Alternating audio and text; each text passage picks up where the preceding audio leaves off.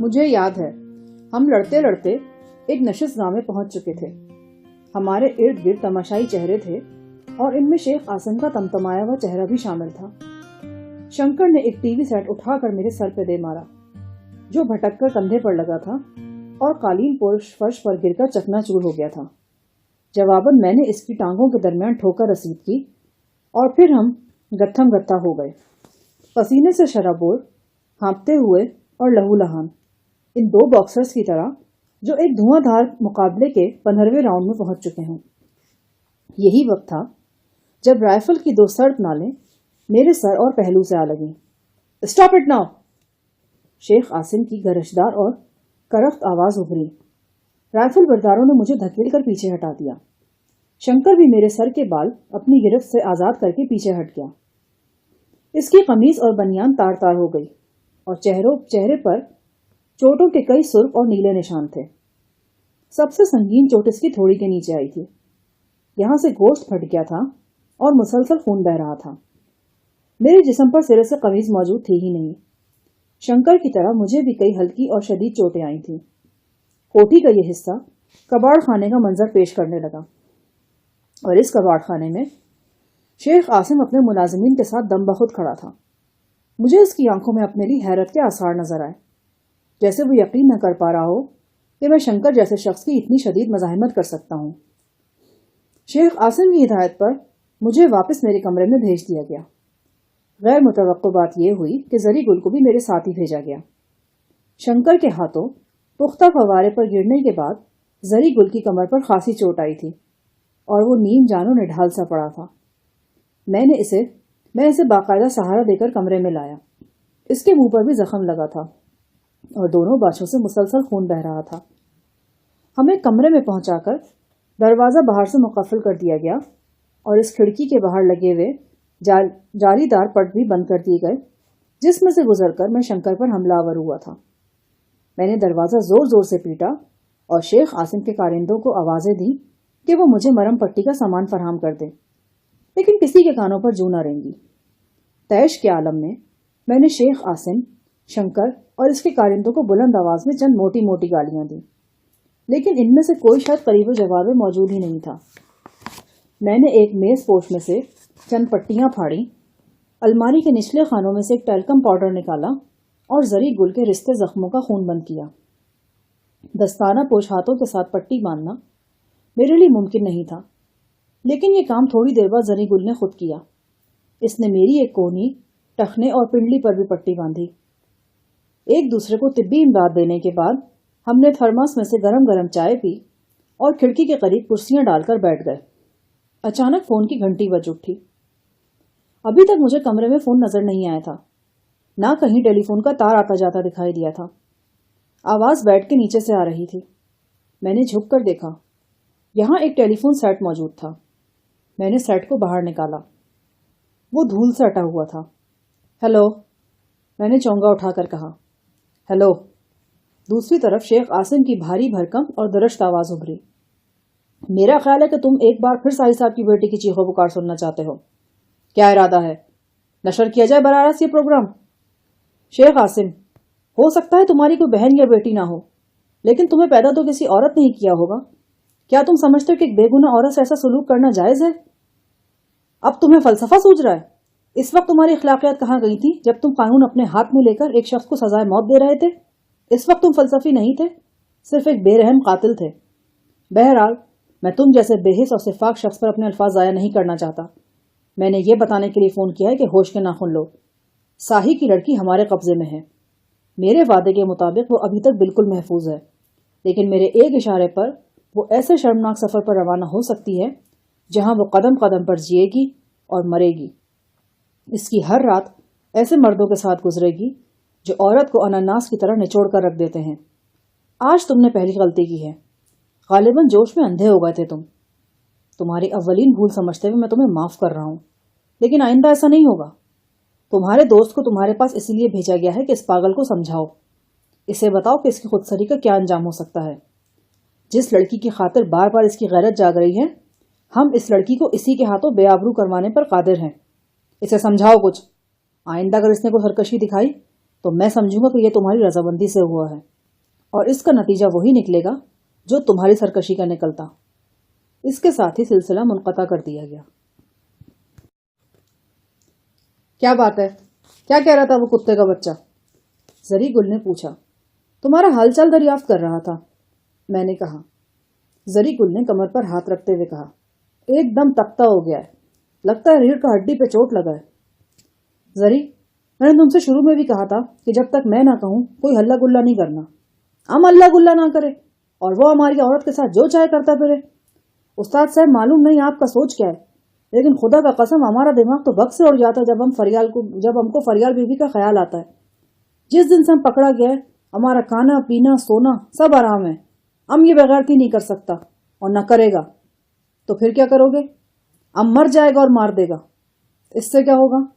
हो सकता है फरियाल बीवी का इज्जत बच जाए, वरना हमारा गैरत तो बच ही जाएगा। बस ऐसे ही गधापन सवार हो जाता है तुम पर जब तुम्हें निस्वार न मिले। भले मानस, हमें इस सारे मामले को ठंडे दिल से सोचना होगा और कोई ऐसी राह निकालनी होगी जिससे फरियाल और हम सबको बाइज्जत आजादी नसीब हो। लेकिन आप समझते क्यों नहीं कि मैं सब समझता हूं। तुमको यही वसवसा है ना कि फरियाल के साथ कुछ हो जाएगा? कुछ नहीं होगा इसे। मैं तुम्हें इस बात की जमानत देता हूं, शेख आसिम के साथ मेरी बात हो चुकी है। फरियाल बिल्कुल महफूज है और इस वक्त तक महफूज रहेगी जब तक हम फिर आज जैसी हिमाकत ना करें। उस्ताद साहब, हमको गुस्ताखी पर माफ करना। आपका अकल शायद कहीं घास चरने गया हुआ है। आप दुश्मन की बात पर एतबार करके चैन से बैठा हुआ है। हमको पक्का यकीन है फरियाल बीवी सख्त मुश्किल में है। हम हर रात इसको ख्वाब में देखता है। वो हमको मदद के लिए बुलाता है।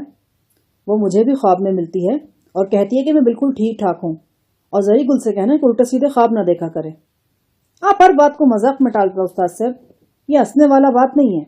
हमारा दिल खून होता है। जरी गुल, तुम खुद सोचो, अगर फरियाल के लिए वाकई कोई खतरा होता तो मैं इस तरह इत्मीनान से बैठा होता और तुमसे हंस हंस कर बातें करता।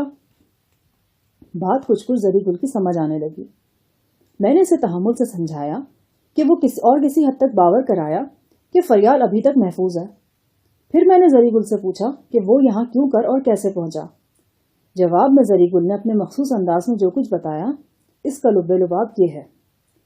सरोज के बयान के ऐन मुताबिक 88 लालाजार में सरोज और जरी इमारत की बालाई मंजिल पर 2 कमरों में मुक़य्यद रहे थे। वहीं पर एक रात जरी ने रोशनदान में से निकलने की कोशिश की और फंस गया था।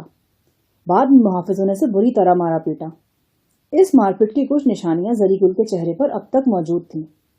आगे का अहवाल कुछ यूं था कि 4 रोज पहले शेख आसिम के कुछ मुसल्ला कारिंदे इस कमरे में दाखिल हुए जहां जरी गुल को कैद किया गया था। उन्होंने जरी गुल को दबोच कर इसके हाथ पुश्त पर बांधे, बाद अज़ा पांव भी जकड़ दिए। फिर इसके मुंह में कपड़ा ठूसा गया और आंखों पर स्याह पट्टी बांध दी गई। कुछ देर बाद इसे उठाकर एक एयर कंडीशन गाड़ी में डाल दिया गया। गाड़ी में मुसल्ला अफराद मौजूद थे और इनमें शंकर भी था। गाड़ी भोपाल से चली तो फिर चलती ही चली गई। यूं लगता था कि यह सफर कभी खत्म नहीं होगा। रास्ते में चंद बार हूटर बजने की आवाजें भी सुनाई दी, जैसे कोई पुलिस कार इनके साथ साथ आ रही हो या इनका ताक़ुब कर रही हो। गाड़ी के फर्श पर पड़े पड़े जरी गुल का जिस्म सुन्न हो चुका था। तकरीबन 24 घंटे बाद गाड़ी एक जगह रुकी और जरी गुल के मुंह से बदबूदार कपड़ा निकालकर इसे खाने पीने के लिए कुछ दिया गया और गाड़ी से उतारकर पेशाब वगैरह करवाया गया। ये कोई सुनसान जगह थी और यहाँ कसरत से झाड़ झंकार उगा हुआ था। बाद नस के मुंह में दोबारा कपड़ा ठूंसा गया और पहले वाली हालत में फर्श पर लिटा दिया गया। इस कार्रवाई के दौरान शंकर के कारिंदे जरी गुल से मुसलसल गाली गलौज करते रहे और राइफलों के बट मारते रहे। गाड़ी एक बार फिर रवाना हो गई। सफर के इस मरहले में जरी गुल ने कोशिश करके अपनी आंखों पर बंधी हुई पट्टी खिसका ली और देखने के काबिल हो गया। इसने खुद को एक लंबी स्टेशन वैगन में पाया। इस वैगन की पिछली नशिस्तें निकालकर वहां एक दरी बिछाई गई थी और दरी पर जरी गुल के अलावा फरियाल भी बंधी पड़ी थी। इसकी आंखों पर भी स्याह पट्टी बंधी हुई थी और मुंह में कपड़ा ठूसा गया था। जरी गुल की तरह इसकी मुश्कें भी कसी हुई थीं और वो काबिल रहम हालत में पहलू के बल दरी पर पड़ी थी। जरी गुल के पांव की तरफ एक बड़ा सा तिरपाल रखा था। बवक्त जरूरत जरी गुल और फरियाल को इस तिरपाल से ढांप दिया जाता था। जरी गुल के देखकर हैरान हुआ कि ये पुलिस की वैगन है और इसमें शंकर के अलावा 2 बावर्दी पुलिस वाले भी मौजूद हैं। اب زری گل کو اندازہ ہوا کہ راستے میں 2-3 بار ہوٹل بجنے کی جو آواز آئی تھی وہ دراصل اسی گاڑی کی تھی۔ زری گل نے اپنے ہاتھ آزاد کرانے کی بہت کوشش کی لیکن ناکام رہا۔ چند گھنٹے بعد ان کی گاڑی کسی ساحلی مقام پر پہنچی۔ رات کا وقت تھا اور اسٹیشن ویگن کے رنگ دار شیشوں میں سے مختلف روشنیاں چھن چھن کر اندر آ رہی تھیں۔ 5-10 منٹ بعد اندازہ ہوا کہ وہ لوگ کسی بندرگاہ میں پہنچ چکے ہیں۔ جہازوں کے سائرن اور اسٹیمر وغیرہ چلنے کی آوازیں آ رہی تھیں۔ ان آوازوں میں مسافروں اور مزدوروں کی آوازیں گڈمڈ ہو رہی تھیں۔ یہاں زری گل کو منار پورٹ کی صدائیں بھی سنائی دیں۔ یوں محسوس ہوا کہ کوئی کشتی یا اسٹیمر والا مسافروں کو اپنی طرف متوجہ کرنے کی کوشش کر رہا ہے۔ زری گل نے منار پورٹ کا نام اپنے حافظے میں محفوظ کر لیا۔ گاڑی بندرگاہ کے ایک سنسان حصے میں رکی۔ یہاں نیم تاریکی پھیلی ہوئی تھی۔ فریال اور زری گل کو پولیس کی اسٹیشن ویگن سے اتار لیا گیا اور نیلے رنگ کی ایک موٹر بوٹ پر سوار کرا دیا گیا۔ یہ خاصی بڑی بوٹ تھی اور مضبوط رستوں کی مدد سے کنارے سے بندھی ہوئی تھی۔ بوٹ پر کام کرنے والا عملہ گہرے سانولے رنگ کا تھا۔ فریال اور زری گل کو اسٹریچرز پر ڈال کر بوٹ میں پہنچایا گیا۔ یہاں شنکر کے ایک ساتھی کی نگاہ زری گل کے چہرے پر کھسک آنے والی سیاہ پٹی پر پڑی۔ اس نے زیر لب زری گل کو چند گالیاں دیں اور پٹی دوبارہ کس کر اس کی آنکھوں پہ باندھ دی۔ زری گل ایک بار پھر بصارت سے محروم ہو گیا۔ موٹر بوٹ نے سمندر میں تقریباً 1.25 گھنٹہ سفر کیا اور ساحل سے جا لگی۔ 1-1.5 گھنٹہ وہ لوگ موٹر بوٹ میں ہی رہے۔ پھر انہیں بوٹ سے اتار کر دوبارہ ایک گاڑی میں سوار کرایا گیا۔ یہ گاڑی بھی آرام دہ اور ایئر کنڈیشن تھی۔ اس گاڑی نے نہایت تیز رفتاری سے تقریباً 12 گھنٹے سفر کیا اور انہیں اس عمارت میں پہنچا دیا۔ عمارت میں ایک بیسمنٹ بھی موجود تھا اور زری گل کو بیسمنٹ کے کمرے میں بند کر دیا گیا۔ 88 لال آزار کی طرح وہ اس کمرے میں بھی تنہا تھا۔ فریال کی بے بسی کا رہ کر اسے خیال تڑپاتا تھا۔ ابھی 1 گھنٹہ پہلے غیر متوقع طور پر اسے کمرے سے فرار ہونے کا موقع مل گیا۔ ایک گہرے سانولے رنگ کا شخص اس کے لیے چائے لے کر آیا۔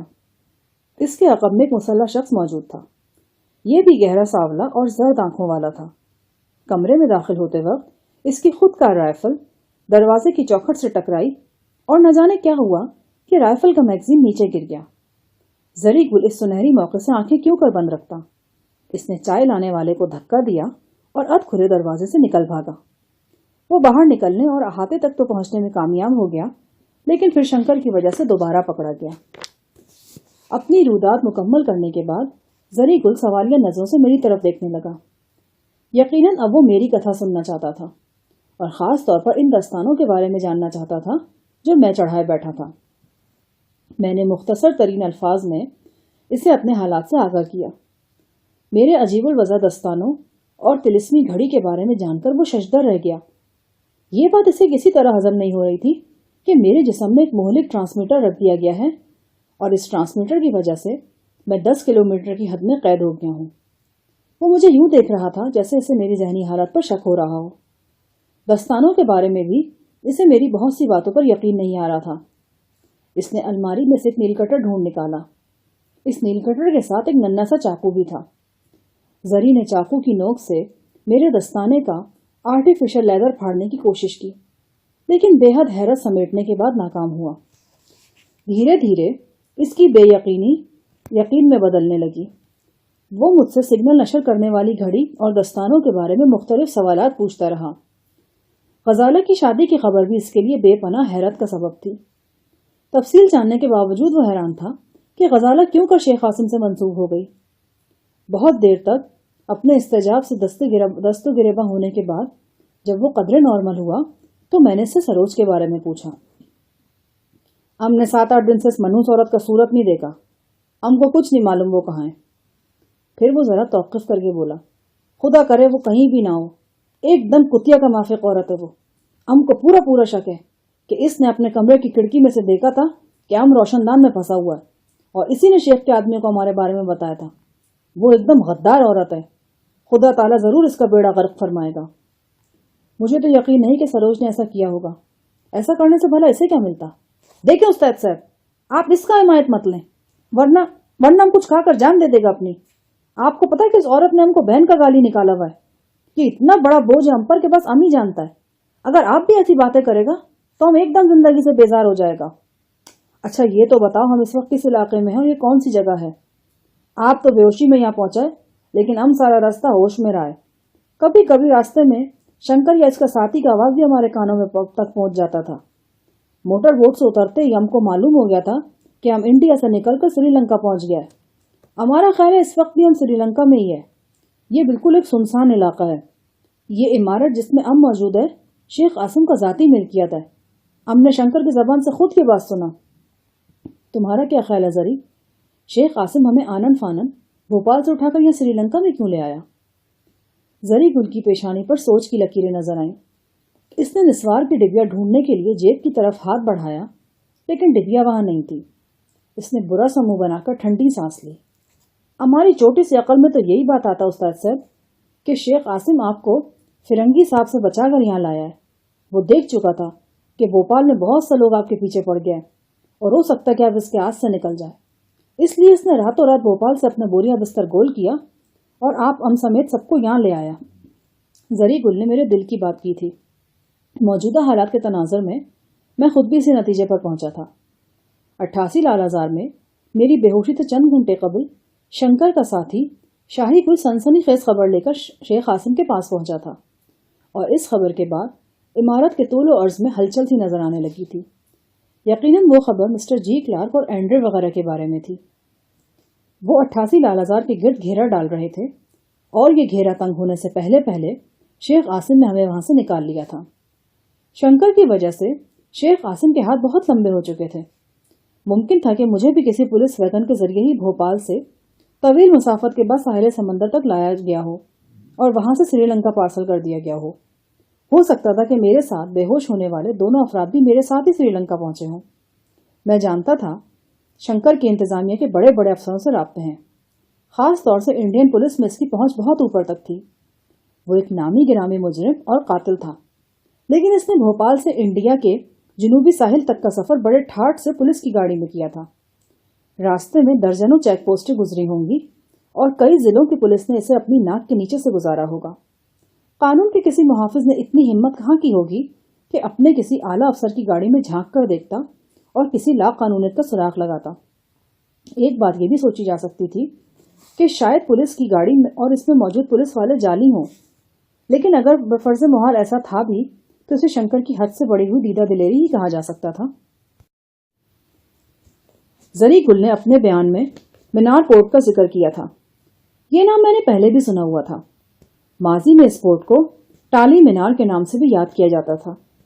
میری معلومات کے مطابق یہ بندرگاہ مدراس سے آگے ہندوستان کی جنوبی تکون کے آخری سرے کے عین سامنے واقع تھی، یعنی ایک طرف ہندوستان کے نقشے کے آخری جنوبی تکون تھی، درمیان میں مختصر سا سمندر تھا اور دوسری طرف سری لنکا کی یہ چھوٹی سی بندرگاہ تھی۔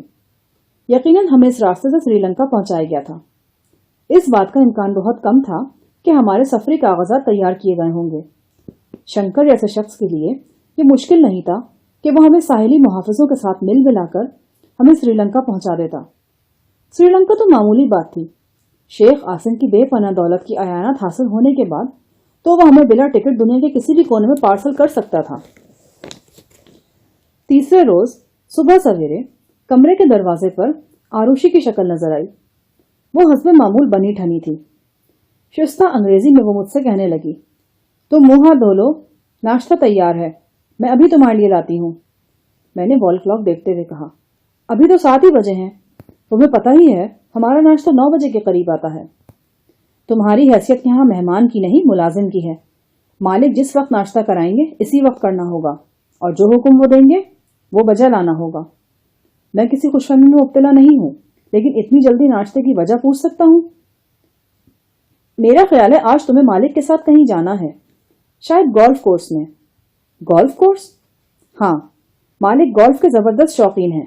یہاں سے تھوڑے فاصلے پر ان کا ذاتی گولف گراؤنڈ موجود ہے۔ 5-10 منٹ بعد آروشی ناشتہ لے آئی۔ ناشتہ ہم دونوں یعنی میرا اور زری کا تھا۔ زری گل خواب خرگوش کے مزے لے رہا تھا، لہٰذا میں نے اسے جگانا مناسب نہیں سمجھا اور خود ناشتہ کرنے کے بعد باقی اشیاء ڈھانپ کر اس کے پاس رکھ دیں۔ ناشتے کے بعد مجھے تقریباً 1.5 گھنٹہ انتظار کرنا پڑا۔ آخر دروازہ کھلا اور چھوٹے قد کا ایک سیاہ فام سنہالی محافظ آروشی کے ساتھ اندر داخل ہوا۔ سنہالی محافظ نے ٹوٹی پھوٹی انگریزی میں مجھ سے کہا، چلو تمہیں بھی بڑے صاحب کے ساتھ گراؤنڈ تک جانا ہے۔ میں سنہالی محافظ کے ساتھ باہر آ گیا۔ آروشی نے کمرے کو باہر سے مقفل کر دیا، مجھے اس وسیع و عریض عمارت کے پورچ میں پہنچایا۔ پورچ میں پہنچ کر میں نے پہلی بار عمارت کے خد و خال دیکھے اور کھلی ہوا میں سانس لی۔ یہ خوبصورت عمارت ہر طرف سے پھولدار بیلوں اور گل پوش پودوں سے ڈھکی ہوئی تھی۔ اتنی کثرت سے سبزہ تھا یہاں کہ ہر طرف ہرا ہرا ہی نظر آتا۔ اس گل پوش سبزے میں کہیں کہیں دراز قامت کھڑکیوں کے شیشے چمکتے تھے یا بالکنیوں کے جنگلے نظر آتے تھے۔ اگر کوئی شخص کچھ فاصلے سے دیکھتا تو اسے یہی لگتا کہ یہ عمارت سبزے اور پھولوں سے تعمیر کی گئی ہے۔ پورچ میں 4-5 سنہالی اور تامل ملازم موجود تھے۔ ان میں سے 2 نے گولف کا سامان اٹھا رکھا تھا۔ ایک ملازم کے پاس 3-4 چھتریوں کے علاوہ ایک چھوٹا سا فولڈنگ خیمہ تھا۔ دیگر 2 ملازم بھی مختلف قسم کے سامان سے لدے پھدے تھے۔ میرے کندھے پر بھی کینوس کا ایک بھاری بھرکم بیگ رکھ دیا گیا۔ تھوڑی دیر بعد ہمیں سرسبز عمارت سے نکلے اور ایک چھوٹی سی شفاف سڑک پر آ گئے۔ یہ سڑک گھنے درختوں اور پھولدار جھاڑیوں کے درمیان سے گزر رہی تھی۔ کہیں کسی عمارت یا راہگیر کے آثار نظر نہیں آتے تھے۔ ہلکی ہلکی دھوپ ناریل، بانس اور تاڑ کے پتوں پر سے شبنم چن رہی تھی اور نباتات کی بھینی بھینی مہک 4 سو پھیلتی محسوس ہوتی تھی۔ 1-2 جگہوں پر سڑک اتنے گھنے درختوں سے گزری کہ دن میں گہری شام کا سماں محسوس ہوا۔ تقریباً 3 فرلانگ فاصلہ طے کر کے ہم ایک کھلے گراسی میدان میں پہنچ گئے۔ میدان کو چاروں طرف سے درختوں نے گھیر رکھا تھا۔ خاص جگہوں سے گھاس بڑی خوبصورتی اور محنت سے تراشی گئی تھی۔ یہی وہ گولف کورس تھا جہاں ہمیں پہنچنا تھا۔ ملازمین ضروری تیاریوں میں مصروف ہو گئے۔ 10 بجے کے لگ بھگ معزز کھلاڑی بھی تشریف لے آئے۔ ان میں شیخ عاصم اور مسز عاصم کے علاوہ کھچڑی بالوں والا ایک سرخ و سفید شخص بھی تھا۔ اس نے نصف آستین کی سفید بشرٹ اور سرخ پتلون پہن رکھی تھی۔ شیخ کی طرح اس کے سر پر بھی پی کیپ تھی۔ شیخ کی کلائی پر منحوس گھڑی پوری آب و تاب سے چمک رہی تھی۔ غزالہ عام مشرقی لباس شلوار قمیض میں تھی۔ شیخ عاصم اور کھچڑی بالوں والے کے درمیان گیم شروع ہوا۔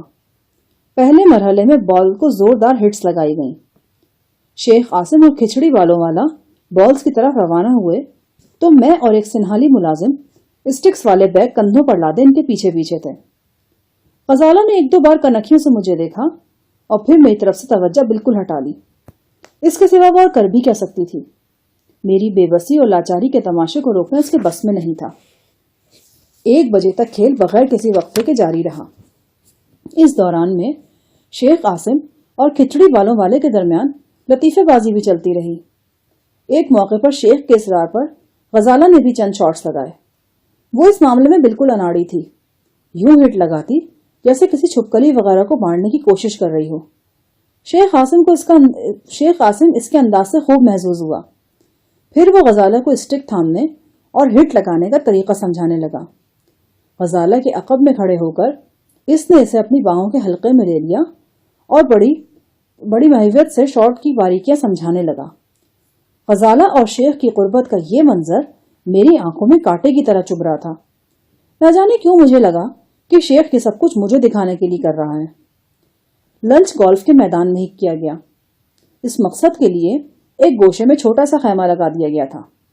اس خیمے کا ایک مقصد بارش میں سایہ فراہم کرنا بھی تھا۔ ملازمین اور 2 مسلح محافظوں نے اپنا کھانا درختوں تلے کھایا۔ اس کھانے میں بھی شریک تھا۔ میرے دستانوں کے حوالے سے ہر آنکھ میں تعجب موجود تھا، لیکن کسی نے بھولے سے بھی اس بارے میں مجھ سے سوال نہیں کیا۔ دوپہر 2:30-3 بجے کھیل دوبارہ شروع ہوا، لیکن ابھی آدھا پون گھنٹہ ہی ہوا تھا کہ ایک ڈھلان سے اترتے ہوئے غزالہ کا پاؤں رپٹا اور وہ گر گئی۔ شیخ عاصم نے اسے جلدی سے سنبھالا۔ اسے موچ آ گئی تھی۔ کھچڑی بالوں والے نے غزالہ کا سینڈل اتارا اور اس کے پاؤں کو ہلانے جلانے لگا۔ غزالہ کے چہرے پر تکلیف کے آثار تھے۔ شیخ عاصم نے غزالہ کو بازوؤں میں اٹھا لیا اور خیمے کی طرف بڑھا۔ غزالہ کا سینڈل وہیں پڑا رہ گیا۔ شیخ نے مجھے اشارہ کیا کہ میں سینڈل اٹھا کر اس کے پیچھے آؤں۔ غزالہ کی جوتی اٹھا کر اس کے شوہر کے پیچھے پیچھے چلنا ایک توہین آمیز تجربہ تھا، لیکن چاروں ناچار میں اس تجربے سے گزر رہا تھا، اور نہ جانے ابھی ایسے اور کتنے تجربے میرے منتظر تھے۔ ہماری طرح شیخ عاصم اور غزالہ وغیرہ بھی پیدل ہی گولف کورس میں پہنچے تھے، لیکن اب غزالہ کے لیے گاڑی منگوائی گئی اور وہ اپنے شوہر کے ہمراہ واپس رہائش کا روانہ ہو گئی۔ کھچڑی بالوں والا سرخ و سفید شخص بھی ان کے ساتھ تھا۔ اس کے بارے میں میرا خیال تھا کہ وہ کوئی اعلیٰ سرکاری افسر ہے اور اس کا شمار شیخ عاصم کے دوستوں میں ہوتا ہوگا، لیکن ایک سینئر سنہالی خادم نے مجھے بتایا کہ وہ ایک ایرانی تاجر ہے اور اس کا نام محمد اسحاق ہے۔ شیخ عاصم اسے گولف کے کھیل میں اپنا استاد سمجھتے ہیں۔ معزز کھلاڑیوں کی واپسی کے تھوڑی دیر بعد ہم نے بھی سامان سمیٹا اور درختوں سے گھری ہوئی خوبصورت سڑک طے کر کے واپس رہائش گاہ پر پہنچ گئے۔